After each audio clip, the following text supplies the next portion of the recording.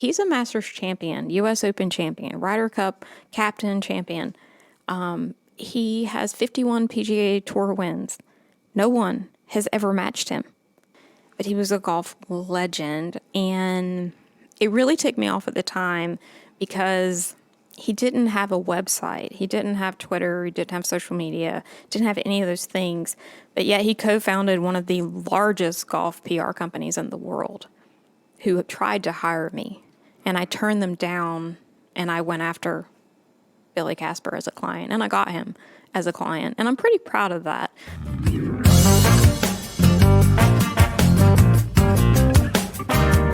Welcome to the show. This week, we talk to a woman who used social media to propel herself to a worldwide stage. I can honestly say that what I did for someone did secure a $3 million deal. Sandie Crowley has been building up her personal brand by teaching others how to build up theirs. They all went in showing off how great they were, and I just went in and showed him what an idiot he looked like on the internet and how he should hire me to clean it up.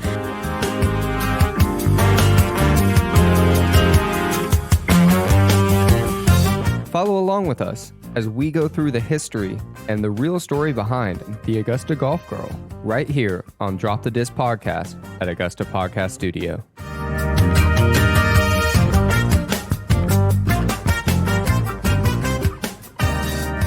Hey guys, this episode is presented by Nancy Powell from Powell and Associates. She's the downtown real estate broker, and she is a very close friend of the show.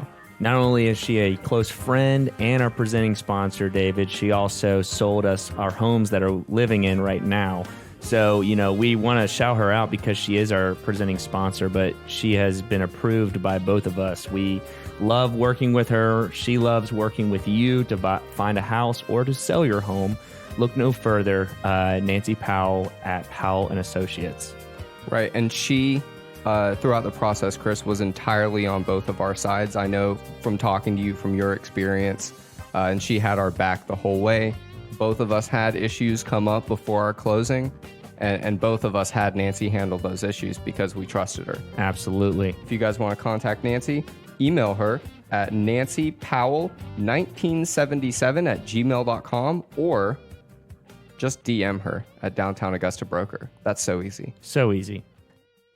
Hey guys, I'm Chris. Hey guys, I'm David. And we are DropTheDis podcast. We have a great guest today. We're very excited to introduce her. Today we're here with... Sandie Crowley. Before we go on, I do want to shout out, I know we're not a political podcast. There's been a lot of political turmoil going on. I want to shout out both the police officers and people protesting in Augusta that everyone has been extremely responsible, no violence.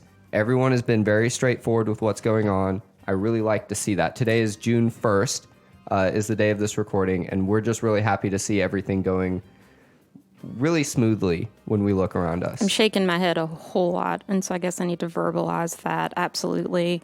And I don't even think it's a political thing when you give a shout out to your city for being proud of how they handle controversy or anything that's a delicate matter.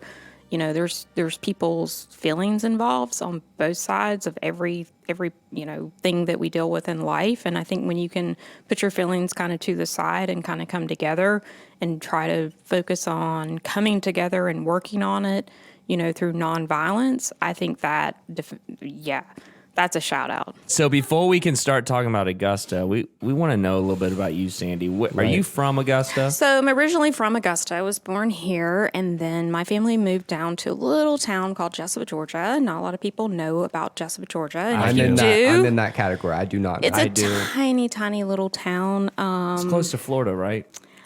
Yeah, it's on the way down. Yeah. You got to go through like Metter and Vidalia, Georgia, and all those little towns to get to it. And so, but we moved back here, and I kind of got split between Augusta and Aiken growing up. So I'm kind of a Carolina girl, but I'm also a Georgia girl. So I don't really shout out a lot to like college football sometimes because it gets me in trouble. But I think I definitely have a very diverse upbringing. So when you were brought up, you mentioned you moved around a little bit. Mm-hmm. Did you go to school in Augusta? I did. And so I'm actually Aiken. So I went to Silver Bluff and then USC Aiken. Like I said, I'm more of a Carolina girl, even though Georgia's, it's my hometown. It's what I've always claimed. When people say, where are you from? I'm never like, oh, I'm from Aiken. Like, I'm straight up from Augusta. You're a pretty proud ambassador. That word gets thrown at me quite a bit. And it's one that I used to not really acknowledge. And I would be very like, oh, not really. And now going forward in my life, I'm like, yeah, absolutely. Augusta rocks. And let me tell you why. So I love what you guys are doing with this because I think it's important. I think that any town you live in can be whatever you make it. And I just think Augusta has like amazing things, amazing people. It's probably my favorite part of the city is the people. Well, thank you. I'll take that personally. Yeah. So you grew up in Aiken. You went to USC Aiken. What did you know you were going to be a marketing phenomenon? No, I'm not a marketing phenomenon. So believe it or not, I love history. Like history is my thing. I love learning from people, and history is just a makeup of like what happened with people, right? And so I've always been fascinated, like a huge history buff, and I wanted to be a lawyer, believe it or not. I wanted, because that's all law is. It's precedents. It's just history. As long as you can understand your history and kind of memorize it, you can go and figure out any kind of law situation. And then I kind of somewhere or another along the way went into business and then marketing, and it's been a long, long road. And then I also, when you grow up in the South, I literally just had a conversation about this the other night. You, as a woman, I can't really speak for growing up in the South as a man, but from my perspective, and I'm 42, so my perspective is very different than girls maybe younger than myself. You're taught that you should go to college and get a degree and get married and get a house and get a dog and have some kids. And so when I was younger, I definitely thought that that would be my path, that that was the right thing to do and expected of me. And now at 42, I'm like, no, I've done all that. I've pseudo failed at some of those things and pseudo made success. I have a beautiful son that's 16 that makes me proud every day. And I look at it now and I'm so happy. Like I'm genuinely happy in my life and very content. And, I've been single for about a year and a half now. And people are like, oh, are you going to date? Or are you going to do this? You're going to do that? And I'm like, no, like I'm so happy. Like, why would I screw that up? But I think I've seen you post that on Facebook. By the way. And it takes time to get there, especially after a breakup or whatever you may go through. But I think that when you reach that point again in your life and you're like genuinely happy in your life, I'm married to my work, and my closest friends know that. Mm-hmm. Like that is my love life. That is what I love is my work. So speaking of that work, I want to take us back a little bit, and this may be confusing to listen to because we're bouncing around, but tangents, red balloons. When you majored in history, when you were going to go to law school, and then eventually you ended up going into business, what was your first step into business? How did you step into business? Was that in Augusta? I started in college, I worked at a jewelry store in sales, and I would constantly come up with business ideas. And I would go to my professor and turn in papers and get hundreds on them. And he would be like, what are you doing here? Why are you wasting your time? My first business idea that I still would like to maybe put into place one day was a job agency for college students. So it was going to be like a job agency to take college kids and work within their schedules, and not necessarily an internship, but like a legit job agency. So if you're in college and you're going for communications and you're a complete whiz at social media, then my company would find you like the perfect job to maybe you go in and you train this corporation that doesn't have a clue how to do all this stuff, But I think I went more the route of the family because I got married, and I kind of. And when was that? When was that you got married? 25. I kind of put my family first. And so you asked about my first business. My first business I started at 19. And Incredible. this is something that everyone listening that knows me personally, they're going to be like, what? I never knew this. So That's what we're looking for. Yeah. So, Exactly. and it's not that I'm embarrassed about it. I've just never really had an opportunity to really talk about it. So I'm really good friends with the folks at News 12, Channel 12. They're like a second family to me. And there's a reason for that. It's not because of my marketing abilities. It's because I had a cleaning company at 19 where we cleaned commercial buildings. And I hired college students and I worked my butt off and I did whatever I had to do to make my business successful for 4 years. Wow. Yeah, What was the name? it's kind of tacky. That's fine. You Please were, tell me you it were was- 19. Please tell me So- it was Crawley's Cleaning. No, it was simply Sandie and Company. Oh, I Yeah. used the I wrong like part of your that. name. I'm sorry. And then that evolved into Simply Sandie Media, which is my parent company now. Okay. And so the word Sandie actually means mankind's helper. So it was never about me.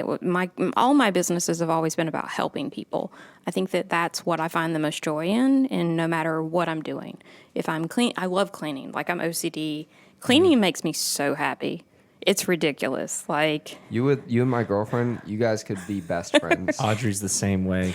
it's just, I'm OCD. I love things to be organized and very clean. And even, throughout all this quarantine stuff, I've wanted to post like, hey, does anyone need their house cleaned? Like, I'll come do it for free. I just want to get the stress out. Like, my loft is spotless right now and so organized because of this. But I will tell you, as a business, a cleaning company, a commercial cleaning company, does very well. So a lot of people will put their noses down at that kind of company or like, oh, you're a janitor? It's like, yeah, I sure am. And I live on my own and pay my own bills and all those things. And, so when I worked at News 12 and they were a client, my sister passed away and she was 14 at the time and she passed away in a car accident and they were there for me. Like, I have so much love for them I protect them so much now, because I do work in media now and I do work with clients and I will see someone say something really negative about them online. I'm like, that's my family, Step off. Yeah. And it's not that I don't love the other news organizations. It's just, I don't know, I think when you go through something as traumatic as losing a loved one and they could have turned it into, this huge news thing and they were so respectful and, at her funeral and sending gifts and Estelle Parsley, shout out to her, the news director. She gave me a baby shower when my son was born. So, they're definitely family. Absolutely. Wow. Little something that people didn't know about Sandie. That is why you are here on the podcast. I have paid my dues. You seem to have, by the way, relationships everywhere that anybody can look. How did that come to be? Like, clearly, obviously, with all of your businesses, you're working with all these people, but how have you gotten yourself so much out there? I care. Honestly, 100%. I care so much. And there's also a lot of times I've just worked for free. What do you need me to do? And, anyone who knows me really, really well will tell you that, whatever you need, I'm there. If I can help you in any way. Now, I'm not talking about if someone comes to me and they're like, hey, I want you to, manage my social media you and run build this me. marketing campaign for that's me different. for That's $5? business. Yeah, right. We're going to talk proposal. You're going to pay me. Right. I no longer work for free in that context. The history major is gone. Right. Yeah. But at the same time, I think I have a lot of connections on the local level because I've worked really hard to build those relationships in a very authentic, genuine way. I'm not one of those people that pretends to be your friend. I have a lot of people I'm not friends with. And, I catch a lot of heat for that and I get a lot of gossip about me and it's okay. But it's people that I've just determined that they did not have my best interest or they were, the relationship was very one-sided. And I just decided to end those relationships. And it was not personal. It was just better for me as a person as well as business. And I think sometimes in a small town, we like to gossip and turn things into something that they're not. But for me, I think it's healthy to say, this doesn't work, And as long as I'm, if Chris came to me and we had, some whatever, and I said, hey, man, this isn't working. And he said, okay, cool. well, we're cool. We'll see each other on the street, like whatever. But at the same time, I'm not going to be That like, never happened, though. no, it never happened. That never happened. That was just a clarify. story. Yeah. I'm using Creativity right there. total Chris is creativity. staring eyes wide. Yeah. What happened? Yeah. No, I'm just kidding. So I think that sometimes that can, I definitely am misunderstood sometimes because of that, because I don't think it took me a long time in life to become an authentic person. And I mean that in a way where a lot of people are just, they're so BS, they're so like, tell you whatever you want to hear, pretend to be whatever you need them to be. And to me, I just want to wake up every day and feel like I'm very true and authentic. And that's important to me. And if that means that I do some things that not everyone agrees with, that's okay. I'm still being very myself and authentic. When we come back, who is the Augusta golf girl? Listen to Sandie talk about how she became an international figure in the world of golf. You're listening to the Drop the Dis podcast at Augusta Podcasts Studio. So you know how I can tell when we have a really great community partner? How's that, David? It's when any guest that's sitting in this chair across from us automatically mentions them without us saying anything. Who are you talking about? And the number one thing people always say when they sit down in this chair and they look around them is that they notice that there's a little guide sitting beside them. They pick it up, they open it, they flip through it, and they look at all these fantastic local businesses that are on every page. Right. What's on page 88? Page 88 is a beautiful picture of us because Augusta Podcasts, our official business, is a member of the Little Guide. And not only that, they sent a photographer to come take professional pictures of us so that we would look good. And that's all included. Yeah, it was actually a very easy process to to be a part of that awesome organization. They're so great. Wherever you go, whether it's a restaurant, a local boutique, they're big in the pet space right now, I understand. Different services around town, entertainment. Pick up a little guide, learn about the city, learn the stories behind the businesses you're supporting, and just keep supporting local, everybody. Love it. So if you've ever been in the Georgia Cyber Building, I'm not sure why you would be as a civilian unless you go to... Maybe for some Bona, I don't know. Yeah, some Bona. And go into the elevator, go to floor 3. That's right. And go around some corners and whatnot. And take a left and a left. Yep. And make sure you push the doors. The clubhouse, you'll find the clubhouse. And the clubhouse we've talked about a couple times. We had the founders in here as guests, and it's a co-working space. A lot of opportunities there. It's a place that if you're interested in having a startup and you don't want to purchase office space, you can use that for your startup. Right. And for big businesses, I know big businesses go in there, they buy offices, they use the conference rooms. The Clubhouse is a local startup helping other local startups. How cool is that? Which is the coolest thing ever. Check them out. Grace Belanger and Eric Parker, the executive director and owner of the Clubhouse, sat down with us a couple weeks ago to talk even more in detail. Listen to that episode, learn about the Clubhouse, and get involved. This is the Drop the Dis podcast with Sandie Crowley. We now know that you started a business at 19, mm-hmm. and it kept you afloat for 4 years. Mm-hmm. When did the handle that was created, Augusta Golf Girl? Why is that your handle? I feel like there's a story there. There's a huge story there that I don't... And what do you do with that account also? Okay, so... Yes. For the faint of heart for social media. So there's a lot of people that know about that story, and they know it's much bigger than Augusta. I kind of made it big in the golf world with that handle. And it was never intended. It was authentic. So back in 2008, I went through a divorce, and up until that point, I literally had a Dell computer and a flip phone. That's who I was, right? Yeah, me, Miss Techie. And so I had a good friend that I had helped come to the Masters. And I did not realize when I helped him through someone else at the time when I first met him that he was the COO of a very large tech company. So when I went through my divorce, I kind of fell apart and I didn't really know what I was going to do and all these things. And so he reached out and said, hey, he actually gave me the nickname Augusta Golf Girl. So it was always, it was always offline. It was me helping people go to the Masters. Like they would call me up and they'd be like, hey, I'm bringing 4 guys in. We're trying to broker this $3 million deal. Where should we eat dinner? Where should we play golf? So I kind of set these things That's super up. cool. And I did it, like I said, to help. That's always been my thing.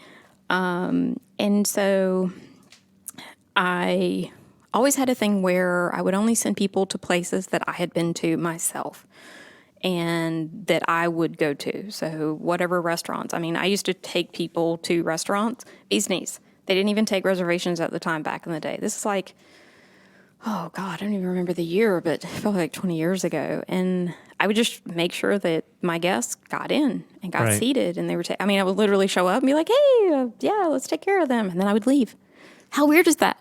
I'm like, who does that? I did that. I did that for years. I think a lot of people, by the way, do that during Masters Week. Yeah, but they're making money. See, in the true. beginning, they're not volunteering. Yeah, in the That's beginning, I true. wasn't making any money on this. Wow. So anyway, this started in 2009? no. 8. Augusta Golf Girl started in 1999. 1999. Wow. Okay. Yeah, Okay. I'm OG. You are an OG. OG. You are. You way threw us off. Okay, so Augusta, you're helping Offline. broker a $3 million deal right now. I can honestly say that what I did for someone did secure a $3 million deal. Like I have that on my resume somewhere, I hope. It needs special activities. Yeah. Yeah. $1 million deal broker. Hobby. Honestly, I sent them to play golf at the Palmetto Club. And not a lot of people know that Masters Week, you can play there. It's a private club, but Masters Week, they let, the public in. And it's very reasonable, the rates are. Yeah. So going back to, and I did this off and on from 99 until 2008. All for free. Pretty much. I mean, Okay. I remember getting giddy because they would give me like Crate and Barrel gift cards. Right. So like, you get like a Yes, present, like I a would thank like- you gift. I would get like, hey, come out to dinner with our group and treated to dinners and things like that. And, would definitely get perks out of it, but it was never like my business. Right. It was definitely my nickname because one person would tell another person and would tell another person. And it was all in the tech community, which was very strange for me, not being a huge tech person at this point. Typically, history people and tech people are two different mindsets. Yeah. So, 2008, happened, and I'm going through divorce, and so someone who became kind of like family reached out and said, going through this, and he said, well, are you going to be able to help us with Masters? And I'm like, I don't even know if I'm going to be in town. Like, my life's kind of falling apart. And he just said, hey, kiddo, come out to California. I've got a job for you. And, and I did. And I worked there about 6 months. And I literally showed up with my Dell computer and my flip phone. Yeah, I didn't know. I was a mom, That's awesome. right? I was That's a mom. awesome. So I literally drove to the Apple store and I was like, help, please. So I got my first Mac and I got my first iPhone. And, I was like, we'll throw an iPod in there too. Let's just, Yeah. And so I just started teaching myself everything about the internet, about like everything. And what was the job? It was actually marketing. Okay. So this is your kind of like introduction into marketing Yeah. And in California yeah, for a tech company. right. That's crazy. No, it was Colorado. Colorado. Okay. And so before I moved to Colorado and before I took the position, I had actually gone online and started a Twitter account for Augusta Golf Girl. And I had started a blog. Facebook was really just getting started. Right, that was and there about the was year. no Instagram. But I literally remember my first tweets. My first tweets as Augusta Golf Girl was like, play. And then I would tweet out a golf course. Stay. eat, sleep, and I would tweet out whatever like people needed to know about coming to the Masters. The same information that I was giving away, I was just trying to make sure that anyone who was coming to the Masters would have the same information from a local perspective. And it was different from, the websites or the people that were out there doing that, because I feel like they were in it kind of to make money. And I just wanted to make sure that if you came into Augusta at whatever level, even if you were just a person that happened to get tickets and you lived in Australia and this was like your dream trip, I wanted you to have the best trip ever. So, I was always just thinking, like, how do I help these people? I would tweet out, like, tips, Right. like, bring sunscreen. And my biggest tip, but always got the best responses that people just never really thought about, was take an extra pair of shoes and put them in your car. So when you come off the golf course, you've got an extra pair of shoes, because if it gets smart. wet Yep. while you're out there, oh, it's horrible. So it was just simple things like that. Okay. And how long did you stay in Colorado? About 6 months. Okay, so you were working there. You started marketing. Yeah, and I had access to developers. I had Okay. access to people that really did have a passion for. So you had this. You shortened the learning curve like Oh my insanely. God. Yeah, because Okay. I mean, as a woman, you're going through a divorce, and you've got a child, and you don't know what's going on in your life. I mean, all those things, and so I'm like, well, here goes nothing. Let's do this, and that's always been my attitude since that day. Is I can do anything. So I actually taught myself how to code. Wow. Because I hired someone to build a website for me, and they kind of screwed me over a little bit. And so I was like, yeah, that's not happening again. So MIT OpenCourseWare, it's a great learning program. It's free. You can learn anything. So Eric Parker from the Clubhouse actually knows a Yeah. little bit about my skill set, and shout out to him. I love him. He was on last week with Grace. Yeah. He came up to me one day, not long ago. I think I was at Metro or something, and he just said, "Hey, I just want you to know I have a lot of respect for you." And I was like, "Why?" And he goes, "Because I know what you can do." And it's one of those things where I don't really put it out there what I can do, but yeah, I can take down your website if I want to. That's pretty cool. I never would. Of course. Of course not. But That would not be helpful. But yeah. So Colorado. Unless there's a site like disgusta.com. Yeah.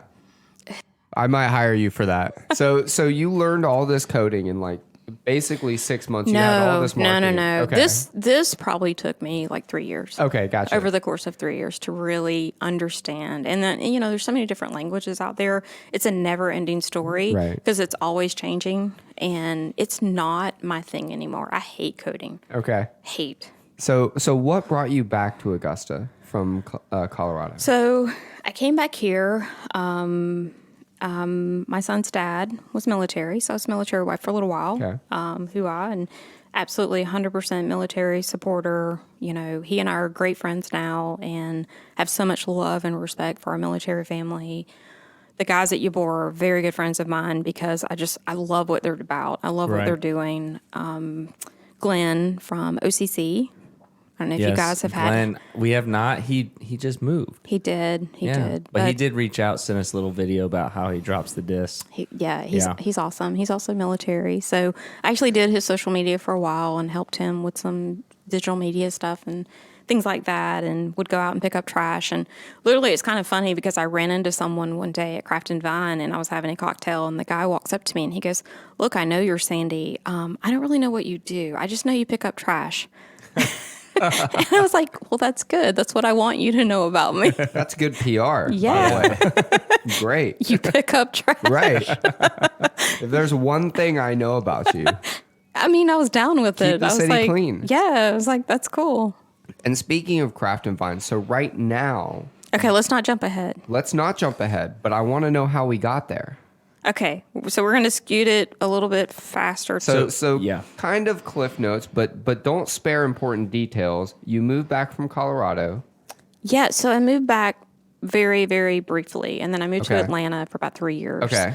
That's where I really honed more of my social media skill set and worked on a lot of huge projects that I'm still to this day going, how did I get that contract? Because I just... Do you have like a pinch me moment you want to share?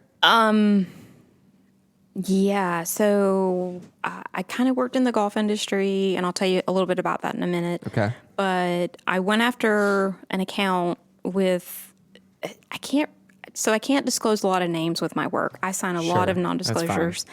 But I went in to bid on a project, and it was a $36,000 project. It was huge at that point. Like, yeah.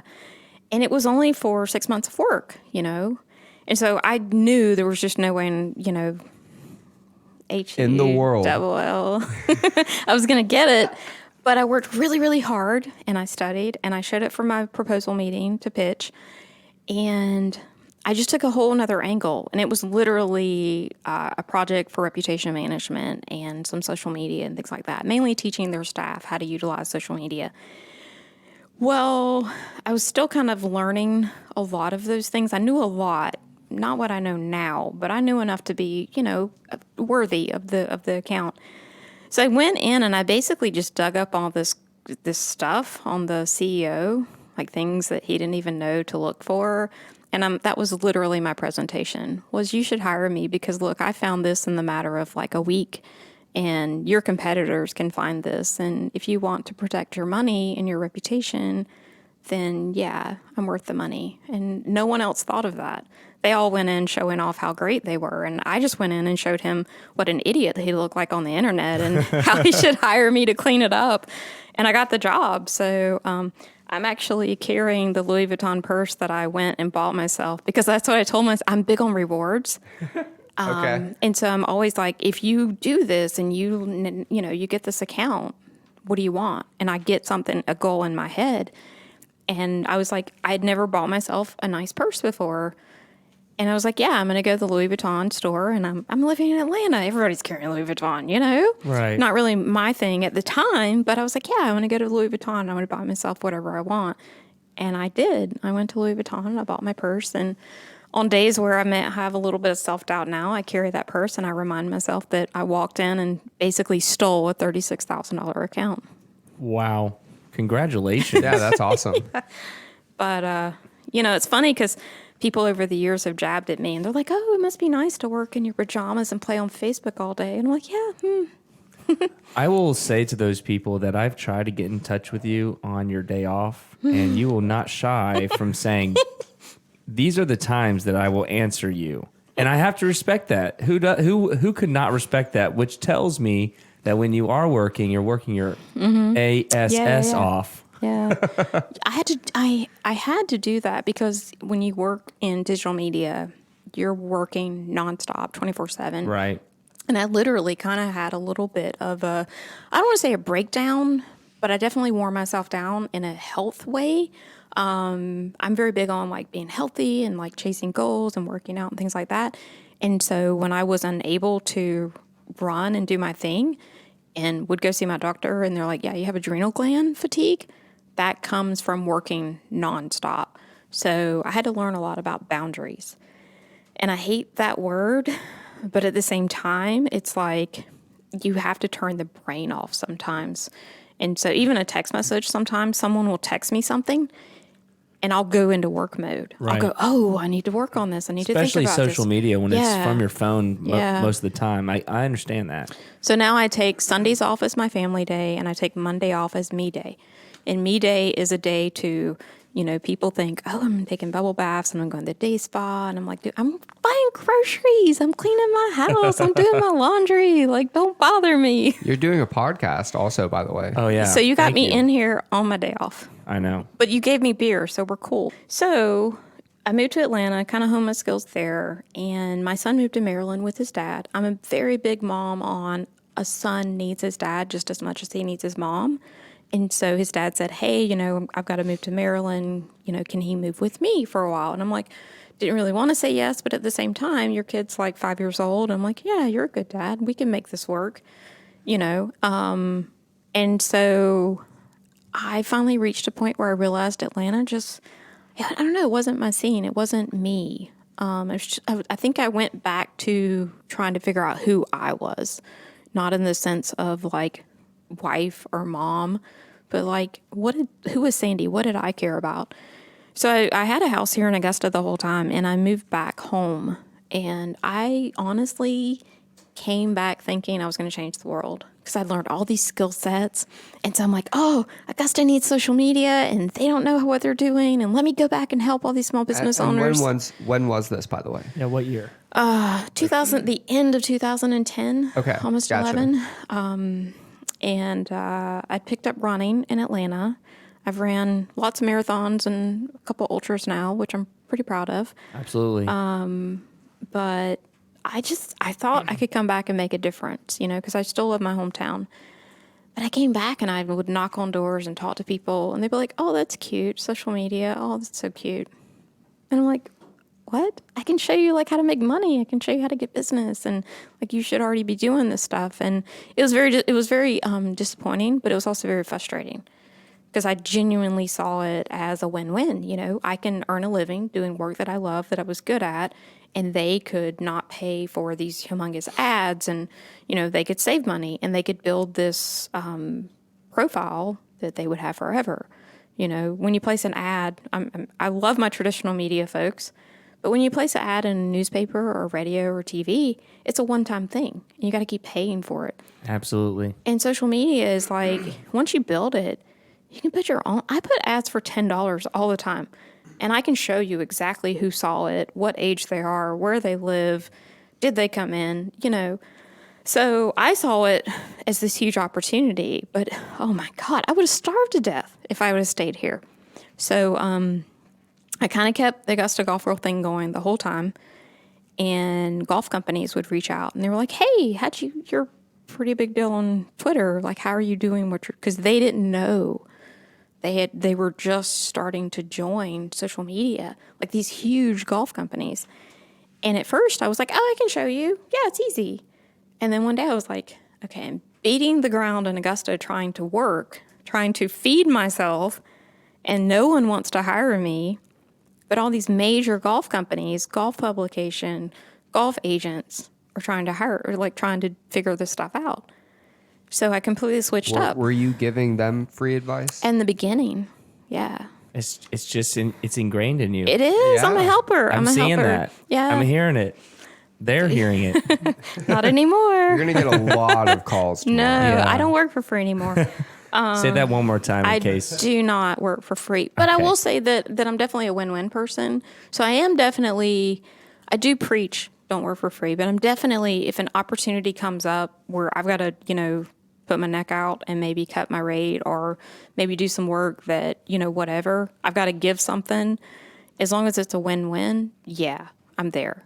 I'm all about that, but I'm not the type that's going to work for free.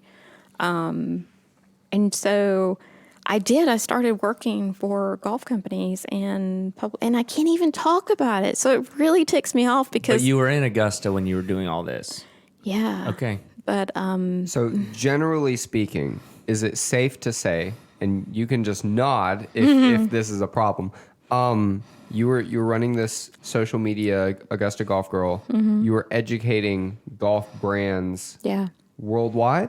Question mark? global. Global? Yeah, global. And that was your job. Major companies. And that was your job. That was my job. That's incredible. Yeah. And how long did you basically just do that until everybody here figured out about social media? Well, then there was a time where, my son was living in Maryland and I was going to DC to see him once a month, and he was happy and taken care of. So I started traveling and I started going, oh, I want that golfer. I want that golf company. I want that golf tournament. So I started literally putting bullseyes on people that I respected, that I wanted to work with. And I would do whatever I had to do. And you have to understand, I was working with very little money. I was just showing up and getting a ground ticket and putting myself in front of the right person and making sure that I could pitch them on what I wanted to do. And I think that when I told an agent one time, look, I can get your player $50,000 per social media post, that's when it was like, Wow. really? Yeah. And no one was Can doing. you tell us any of the players you worked with? I can't. Okay. That's Yeah. okay. I get I don't want to say made fun of, but sometimes people don't understand it. So I work with Billy Casper, and I literally just had a conversation with him about him at dinner the other night with someone that's a huge golf fan that just did not understand his importance in the golf world. And kind of, Billy Casper was someone, and I don't even know if you guys are familiar with who that is. I have heard that name. I cannot tell you that I know who that is. And yeah. I see the pain I'm causing you. So He's not alone. Mr. Billy has passed away now, but at the time that I met him, he was in his 80s. But he was a golf legend, and it really ticked me off at the time because he didn't have a website. He didn't have Twitter. He didn't have social media. Didn't have any of those things. But yet he co-founded one of the largest golf PR companies in the world who tried to hire me. And I turned them down, and I went after Billy Casper as a client, and I got him as a client. And I'm pretty proud of that. You should be. That, he co-founded one of the largest PR companies, not knocking them, but literally I went and talked with them. They wanted to hire me directly, and I went and talked with them. They had no Instagram. They had no Twitter. And I literally sat with the interview person, and I was like, what's your story? You don't even know what your story is, and you're trying to sell social media to your clients? Are you kidding me? I can't stand that. And so, Mr. Billy had wrote a book about his life, and I wanted to be sure that his life story got out before he passed away. And I'm so proud of that. That's probably like one of my best moments in my career. That's really cool. Was tweeting for Billy Casper, not as him. So I never put anything out as him. We tweeted Masters Week. He's a Masters champion, U.S. Open champion, Ryder Cup captain champion. He has 51 PGA Tour wins. No one has ever matched him. Like, that's I feel like I should know his name. Right? But he was before our time, Right. But when I started working in golf, I really respected him because he was a family man, and he put his family first. And I have a huge respect for that. And so that was probably like one of my proudest moments. And I work with like some amazing golf companies and golf publications and, golfers. And it's been great work. Like I never took an account that I wasn't passionate about. But with him, it was like, holy crap. Like we finally get to show the world. We tweeted out golf swag. Like we hashtagged golf swag with an 83-year-old man, Masters Week, who was... we were watching David Faraday, and he had taped a segment with David Faraday, and I'm at his house Masters Week, and we're live tweeting his thoughts on this show as it's like being broadcast. That's like the dream. Yeah, that's the dream. But, he didn't knock on my door. I literally showed up at the PGA show, and I was like, I want you as a client. This is what I can do. And, I had to sell it. And then his son Byron, shout out to Byron, and Walker Posey, we all worked together, and we made it happen. And but a lot of people, they hear the name Augusta Golf Girl, and they're like, "Oh, that's cute." I'm like, yeah. Well, now they know the story. Right. Now you just tell them, go listen to DropTheDis episode. Right, that's an easier answer now. And they can hear about your story. So we're in the golf world, and how close are we to your current position? Where are we? When are we? Yeah, we're pretty close. So I worked in the golf world for, I think, about 6 years. And then my son decided that he wanted to move back with me. And so he always comes first. Anyone that knows me knows that my kid comes first, period. My role as being a mom is my most important role. It is. And so he moved back with me, and because of that, I was unable to travel anymore. Because when you work in the golf industry in the pro level, so if you work, in traditional whatever, I don't even know what you would do. I guess the local level or whatever. Even the local level would, I remember going to golf courses and be like, "Hey, I can help you with your social. I can do this and do that." They would laugh at me, right? I was a joke to them, and I'm like, "Wow, if you only knew that I just did a $3 million just things in the golf world that I was working on, projects, that I was a part of, and budgets that I was handling, and to be laughed at the local scene sometimes, it was like, okay, that's cool. I'll just keep doing what I'm doing. Right. So your son moved back with you, and that's when you decided you were going to stay in Augusta? Yeah. Okay. So, Did you have to pivot away from, because obviously, like, you can talk about the Masters all day long when you're in Augusta, but like you just said, when you're on the pro level, you do have to go on the tours and you have to be there at the tournaments and meet the people and shake the hands and all of that. So you kind of pivoted at that point. I did a huge pivot. So I've reached a point in my life where I just have to take ownership from my work, even if relationships with people during the projects didn't quite work out. And so I definitely pivoted, and I worked in more of an artist creative element behind the scenes. And so I actually worked on the Happy movie and handled all the social media for the Happy movie, all the fundraising my company did. We raised, I don't even remember what the total was, but like I managed all the social media for the artist as well as the movie for like 3 years. And produced that project and made sure that we got the money that we needed to do that project. And then very good friends with the director. And, you know, I think because I opened up my own arts business, some things didn't quite go how I had planned, and that's okay. But I'm very proud of that work because I still believe in that story, and I still believe in, because I went through my own thing in my life with my sister dying and having to find my happy again, having to focus on, you know, day by day. I went through a depression, and that's a word that we don't really throw around in our community because it's kind of shunned sometimes. But I've always been like mentally strong, and I've always been the type of person that any adversity, I just hold it to myself and I don't really talk about it. Well, that always leads to bad things when we don't talk about things. And so I learned that the hard way with my sister's death. And so I had to get kind of a new perspective on life in the end. And so the Happy movie it's relatable. We've all gone through something that just pushed us to the bottom, and you have to wake up and you go, okay, how do I get through this? You got to focus on whatever makes you happy. No one else can do it for you. You know, you have to make that decision. So that's a project that I'm stupid happy about, that we got funded, we got created. Michael McKinley, the director and the producer of that project, I'm still very close with. And I'm just so proud of him for even just taking it. Like he had never produced a movie before. He was like, yeah, I'm going to make this movie. Like, who does that? That's how we started the podcast, by the way. Yes, exactly. We'll just talk. Someone will listen. Now, real quick, for the listeners that are listening, where can they find that movie? HappyDocMovie.com. Okay, so it's Happy open Doc. source.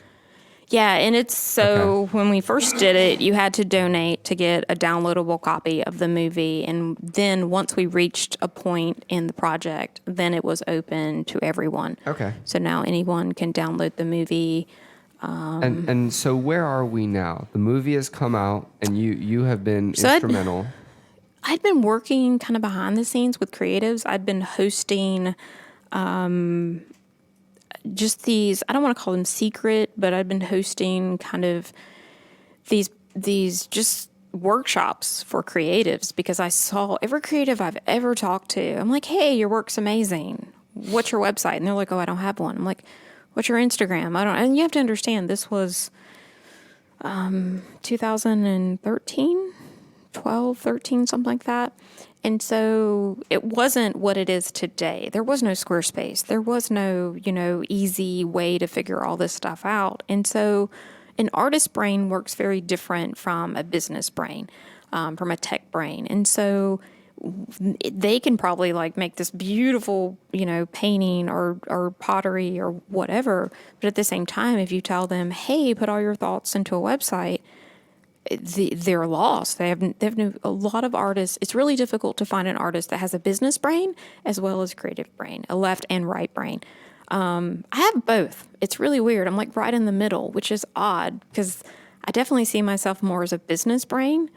When I started my creative company, people literally I started a gallery and they're like, "What are you doing? You can't do that."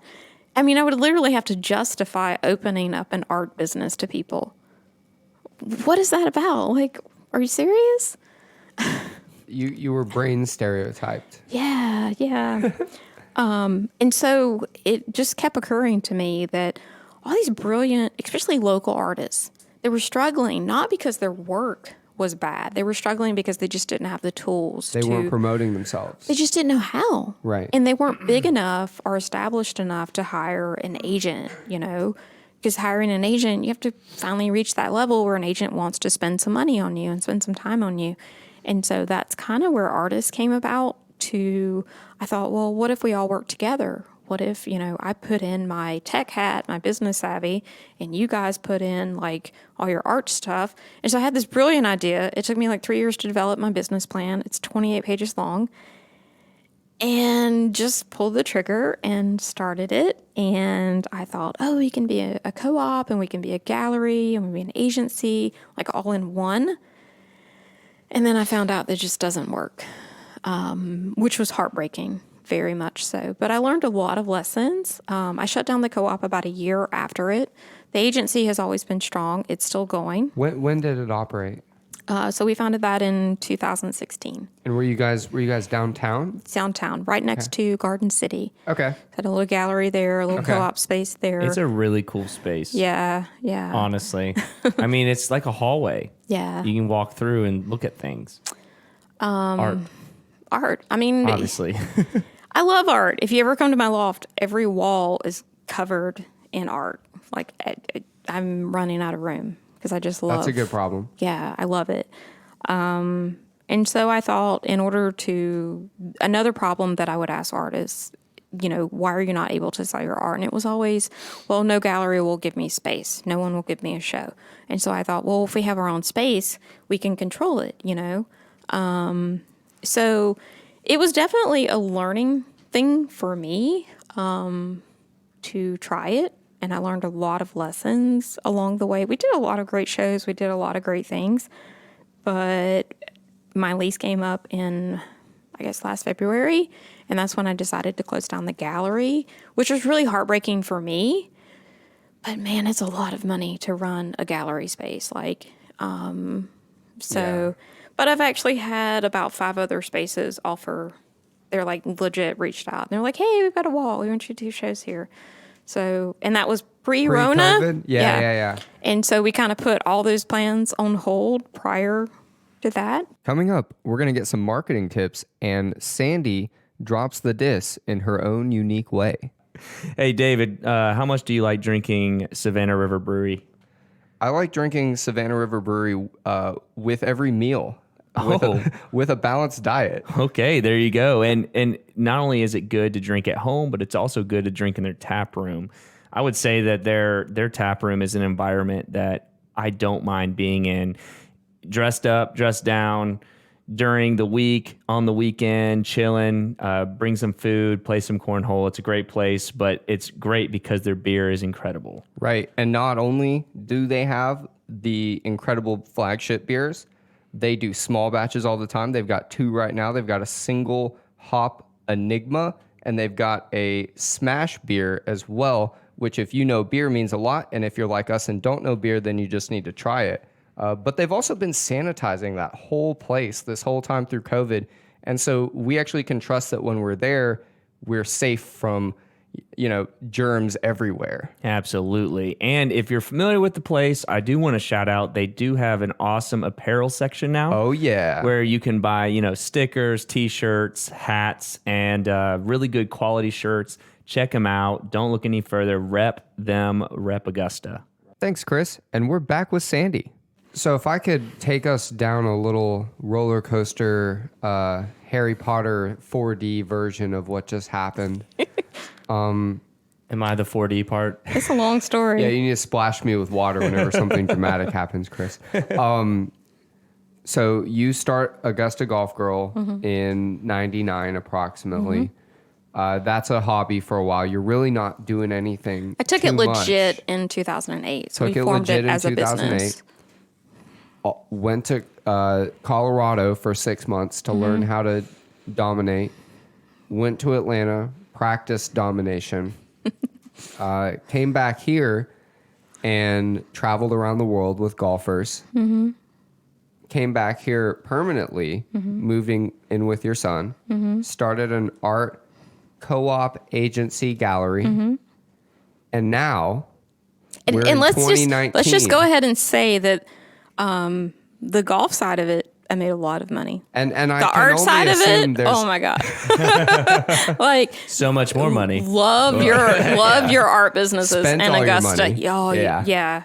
yeah. No, I have so much respect for anyone running an arts business now. I give shout outs to art galleries, to tattoo shops, to anything like that on the local scene, because I know how much goes into it, and people assume you're making all this bank, and you're not. Like, you're not. It's so hard to work in that world. So yeah.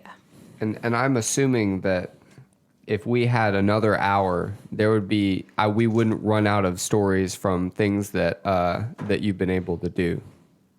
Although we may run into some NDAs on the way, so I won't try. I have a lot of NDAs. I will. I think we're getting to the end of this. We have a little bit of housekeeping to do. We have gone through your career history, and we have all been equally impressed, I would say. Now you are working in Augusta. You own your business. Tell us about what you've been doing. So, I have always been a fan of the Frog Hollow Group and Sean, and I've been a guest. That's Sean White. Sean White. Okay. I've been a guest at his restaurants since they opened.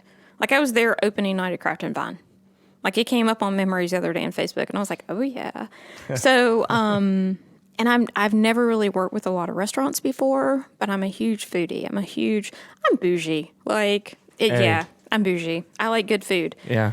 So when I was kind of doing a little more pivoting in my own career, I approached him and said, hey, what are you doing with your social media? Like, how are you running it? I feel like I could help you and make some great advances and things like that.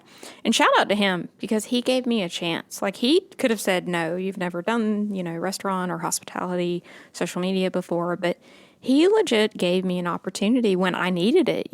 I was really trying to kind of do some more things on a local level, and I try really hard to work with local businesses and businesses that I'm passionate about, and as long as they have a creative element. So there has to be some type of creative element within their business for me to take them on as a client. And so with my company, we can do everything from websites to social media to event planning, business development, like whatever. And it's been awesome. I honestly thought when he hired me, I'd be there like 2 months, and he'd be like, yeah, you're not good, because, you want to do the best. And when you're working with the caliber of that client, and they are the best at what they do, you want to match their caliber. And so, I did, I was like, okay, I'm going to give this it's a total challenge for me, but I've been there over a year now. And it's been awesome. And like, I've taken up food photography, which has been amazing. I spend a lot of time online, as Chris knows, with social media. We have, Chris runs our social media. Chris, do you have any questions for Sandie? My first question is, are you trying to have us as your client? I feel like you're selling us. Currently, I run about 60 social media accounts per day. So I do one. And it is a pain in my butt sometimes. Yeah. But I have lots of I have lots of tools that help me kind of manage that. And I also have some secret staff members that I delegate some things to and all that. That college hiring company that I came up with at 19 Is that happening? Kind of circled back. Yeah, college kids are great, but they have to have a really good work ethic. And they have to be dependable and trustworthy and things like that. But I'm like super passionate about social media. So that's what I do for businesses, for small businesses now, because I feel like the cost that I charge them, they get their money's worth, and that I can utilize. Like, we're doing, a $15 gift card giveaway for Farmhouse right now every week. And that's just a great way to give back to your community. It's a win-win. It's fun and things like that. And so I'm like huge on that kind of stuff. But I will say there was that one deal after school at Farmhouse, the Yeah, shake and the fries for $5. $5. Yeah. That's a very good way to give back to the community. But I will tell you, they were very big on, they're so cool. They were so big on like, hey, we don't care if it's like mom or grandma or like whoever, just we want the kids to come in and like enjoy a treat. And, if mom wants to get a treat with them, like it's cool. They're so like community driven. And I love that about all of their businesses. I think that shows for a lot. I think anybody looking outside in will see just that with the Frog Hollow Hospitality Group. Yeah, I've been pretty happy with work-wise. I've worked with a couple tattoo shops. I've worked with a couple screen printers, a couple of the largest screen printers in Augusta. So I've learned a lot about those worlds. I've done a lot of marketing for years, and so I can pretty much tell you what the rules of those businesses, because I'm so different with how I do my marketing. I like to get in the head of the owner as if I'm the owner. And then you're able to I like to become their voice. So when I run a social media account, I never want it to come across as Sandie. I want it to come across as that business and that owner. And so I think that's a little bit different from how some other people run social media accounts. But it's a lot of work. Like, shout out to every person that runs social media accounts. I always tell Chris we just wouldn't have an Instagram if it wasn't for him. Creating graphics, Like, I'll doing post a photography, selfie. replying, answering messages. God forbid you get a bad review. How do you Adobe handle? Spark is what I live off of. I know that's old school probably. Did you hear but that sigh, Chris? Did you hear her sigh just then? She's judging. Hey, I make it look good. I like Adobe Spark. It's easy and it doesn't cost me a dime. Yeah, I recently took it upon myself to learn the Photoshop suite, and so I'm learning a lot of those tools. My photography skills and my editing is like, man, you can take a Editing photo. is half of photography. No, it's 3/4. Like it's 80% of photography. statement. No, I used to think it was half and half until I really got really deep into photography and editing this year, because I kind of always did, I'm not a photographer, I kind of always pushed it off as, but I just stepped up this year and I'm like, yeah, I'm a photographer. I'm a creative. I'm an artist. I create. That's what I do. I took that role, and I took, someone told me recently, they said, you took your power back. And I'm like, yeah, I did. I'm an artist. And I had someone in a position of power in a creative company locally that I had a conversation with, and they said, well, you're kind of a creative. And I go, no, I am a creative, and I'm an artist. And it wasn't like a question. Anyone in the field is a creative. Yeah. When you manage 60 social media accounts on a daily basis and You you have to be very produce creative to all produce that content and Yeah. that copy, the copy alone, I'm like, people are like, oh, your job is so easy. I'm like, okay, you write copy for all these accounts every day. Make it different. Make it fun. Make people reply. Go ahead. Make them like it. Right. And then they're like, I don't know what to say. And I'm like, yeah. So those that are listening right now and aren't familiar with the Frog Hollow Hospitality Group, it doesn't just mean Frog Hollow Tavern. It also means what restaurants are under that group. And we're going to get into what's about to be added, if we can talk about that. I'll definitely let Sean come in and tell you more about the latest development of Taco Okay. Cat, I because see what I you're know saying. he's like so Taco Cat people. She just muttered it a That's little it. bit. That's the Taco Cat. what do you Easter egg? and I'm going to go ahead and say to our local community that I love and I care about, because I've had numerous people, I don't know how many people recently come up to me, and it was a little bit passive aggressive, and I'm down with that. But they were like, oh, I can't believe they're going to come in and, compete with Nacho Mamas. And they're not. They're not. They're not. It's totally two different menus. It's totally different.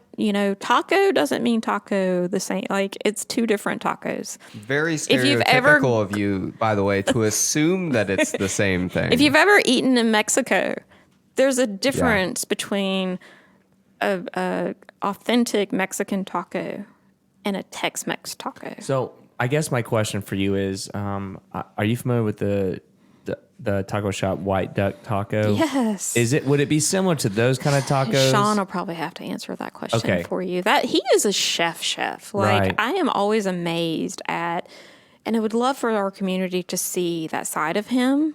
Like, I agree. 'cause, we need to get him in here. man, he is food. Like he's all about. Maybe he could bring some samples. And we'll let him know how he really cooks. He probably would. I've got to say that's probably one of the favorite parts of my job right now, currently in my life. Is I do get to eat a lot of really good food, and I do get to drink a lot. I'm a guinea pig like all the time. I'm constantly taking photos of cocktails, and I'm like, oh, what's in this and what's in that, and it's a lot of fun. It's definitely a lot of work.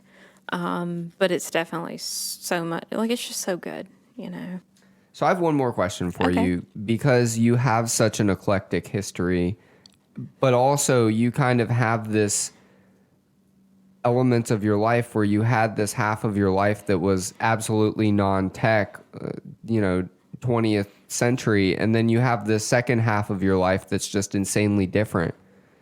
What do you see coming this year, coming up in the future of Augusta with coronavirus, with everything that's going on? What do you see coming to this community? I think it's already here. I think a lot of people are being very careful. They're being very clean. I think that, I got hit up with a message the other day from someone that said, hey, are you going out? And I said, yeah, absolutely. And at that point in my life, I was only going out to my clients because I was familiar with their practices and I felt safe with them. They're family. And so I feel like the maskers are going to be around for a while. I think the biggest change as far as the local scene that I've noticed that I hope to God we keep forever is appreciation. I had food. I had some work I had to finish up. And I don't know if you guys know, I live downtown in a beautiful loft. And I did that purposely because I like to just... With a great view, right? Beautiful view. Yes, I love my loft.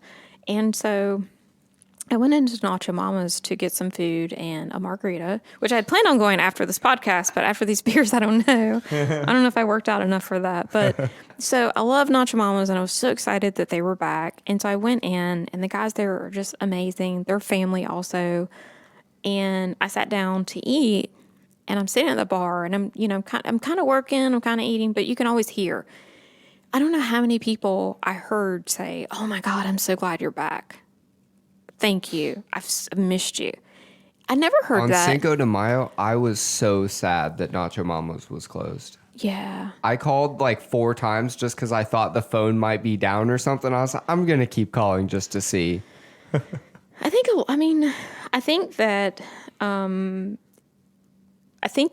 So let's go ahead and move forward. I'm going to move you forward in your own podcast. Go ahead. This is whole drop the dis, right? Right. And that question at the end, we're going to move it forward to why do you drop the dis? So I'm Augusta Golf Girl for a reason. I love Augusta. Augusta is at the forefront of what I love about Augusta, not just the golf. I started Augusta Golf Girl because we had so many global people coming into Augusta, and I wanted to get them away from the Hooters, Washington Road. I Turns into wanted a Vegas to Strip. bring them to my city to show them Right. the locally owned places. I took Billy Casper into Farmhouse and had dinner with him, with Lamburgers, with the reigning U.S. amateur that was going to play in the Masters, and said, hey, give this kid some lessons on how can he compete in the Masters. Who does that? I did that. But I did that because I love my city. And they could have gone and had dinner at the country club. That's a normal thing.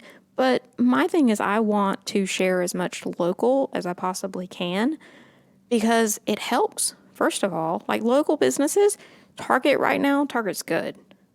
But like small businesses, as far as money, I turned my Amazon account off when all the coronavirus happened. Do you know how much I love my Amazon account? Do you know how much I love my 2-day free shipping, my Prime? Like you think of something you need and you just throw it on your list and you just order it or whatever. But when all this happened, I'm like, no, I want to shop. I try really hard to shop locally. Shout out to like Field Botanicals. I love Jen. I love shopping with her. I have a budget. I have a little bit of a budget in my budget every month for her because she's important. And, Right. and if everybody does that, just puts a little bit of money aside every month to support a local business, it adds up and they stay open. There's businesses closing Like, let's give a shout out to American Journeyman Amanda and Bryant, Amanda. yeah. She's going online, right? She's going online. She's also got a little booth set up over at, I think it's called Vintage I think Southern Charm. Southern Charm. Yeah. On Washington Road. But, if everyone buys just a little bit from each of these local businesses, they stay open, and that's important. Shelby Jean is a store downtown. You need to get them in here because they're locally owned. I guess they have 2 stores. And I took my son's girlfriend in there the other day, and she's amazing. She appreciates everything. And I'm like, I can't wear anything out of here, but I'll buy you a dress. I respect the fact that, I'm 42. I don't wear 20-year-old. I don't wear Forever 21 anymore. It's just not my thing. But I'm like, I'll buy you something. And it was a $40 dress. That might not seem like a lot, but to that small business, $40 just paid for the person that they hired to sit in their store all day, and that adds up. And I think that's why, with my company, why I do what I do. So let's get back around to the Don't Dis Augusta. Okay. Would you like me to ask you the question so you can answer it? Sure. Or do you want to answer Formally your own question? ask the question. Throw it out there. All right, so someone we call ourselves DropTheDis podcast, and that is, in a way, dropping the dis before the word disgusta. And so we really are just dropping the dis completely. If someone were to come up to you and talk negatively about the city of Augusta, Oh, they have. and I'm sure they have. I think they have to all of us in here, which is why we're very motivated to make the city a better place and prove it. So what would you tell them if someone was dissing or talking negatively about Augusta? Although I will tell you, I traveled to Korea one time and I had on my master's hat.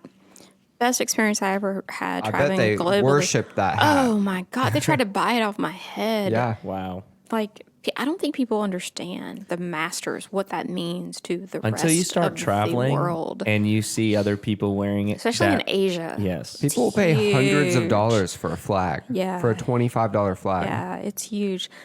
I've had a lot of people. It's typically people that didn't grow up here. They moved here.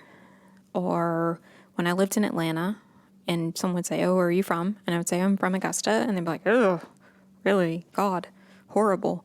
And you have to pick your battles because there's some people that they're just never going to listen. They don't even care. You just go, yeah, whatever. And you just move. Cool is my favorite word right now. I am so unbothered in my life right now. Cool, period? Yeah. In a text? Yeah, with a period. Gotta Just do the one. period. No, I don't even text. Oh. She just says it and puts the phone down. No. If someone does something online to me personally, I don't even reply anymore. I used to be that person that would have to tell my point, and I'm like, I don't even have time to reply to this.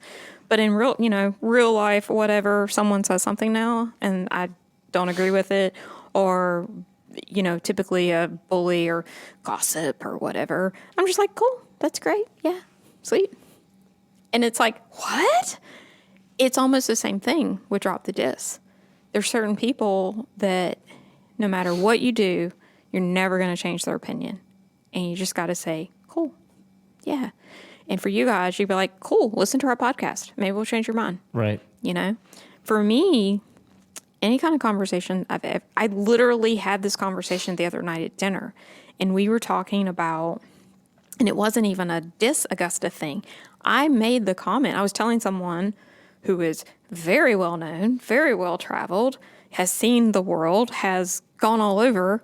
And I said, I'm going to do this podcast on Monday, and it's about Drop the Dis, and we were talking about your concept. And I said, it really bothers me when people kind of hate on Augusta, and it always has bothered me. And he said, and this is someone who has extensively traveled the world, and he said, I love Augusta. It's whatever you make it. And he looks, and we're having dinner at Fog Hollow, and he says, this is a great restaurant. Because I've eaten at the best restaurants in the world. This one's great. What's wrong with Augusta? You want to go to a great restaurant, they're out there. You got to go. They're not going to come knock on your door. He's played in Augusta, and he said, if you want to go to a concert, they're out there. You're going to have to pay for them. No one's going to work for free. No one's going to play for free. It's no different than driving to Atlanta, getting a hotel room. At least in Augusta, you don't have to do that. You know, you can go downtown, grab some drinks, go to a concert. There's so much to do in Augusta. And I think a lot of people who are lazy is the dis. So my challenge to people is every day I wake up and I'm like, okay, how can I make this my best day? Not because it's a special day. Like, what do I want to do? Today I woke up and I was like, oh my God, it's beautiful outside. I want to go for a walk. I went and I walked on the river and it was absolutely gorgeous. And I was looking around. I'm like, this place rocks. This is so awesome. And so many people, I think sometimes we get so routine. You know, we're like, oh, I hate this. I hate that. Figure out what it is you hate in your life and change it. Don't hate on Augusta because you hate your job or you hate your partner or you whatever. So I think the dis part is more of a personal problem. Thank you. That was Thank excellently you. said. Wow. Yes. Kind of a long story there. But Sandie, thank you so much for telling us the story. Of Sandie Crowley. It was incredibly cool. Of Augusta Golf Girl. I don't know. I think Right. I'm kind of boring. I think we've almost Absolutely heard. not. We've kind of heard 3 stories in one today. I didn't tell you I'm moving into New York in like 2 years.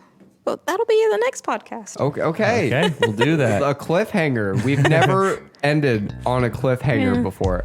Sandie, thank you so much for being on. You are an incredible figure in Augusta. Thank you for everything that you do. And everything you represent. The next Thank time I you. come back, I'm interviewing you guys. And thank you for coming We'll on your consider day it. off. You're welcome. Thanks for having me. Hey guys, thank you so much for tuning in to this interview we had with Sandie Crowley. She has an incredible story, and we know actually that everybody has learned something during this episode. This next week, we're going to be interviewing Deanna Brown.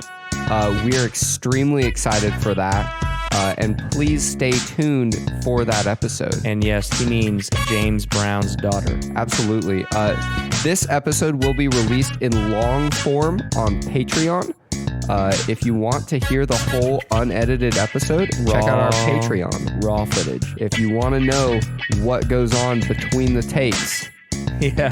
check it out. Also, please leave us a review or rating and share us. You have all learned the importance of social media today. Please share us. Yes, thank you. Thank you.